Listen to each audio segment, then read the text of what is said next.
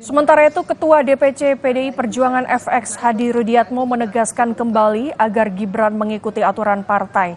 Dengan demikian sekaligus menghilangkan kecurigaan dari koalisi partai yang mengusung Gibran sebagai bakal cawapres. Ini menangis karena ibu saya ini, saya ikut Mbak Mega itu tidak sebentar.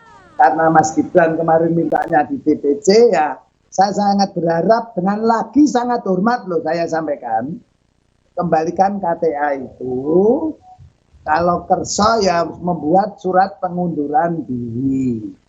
Kalau sudah ini juga saya sayang dengan Mas Gibran.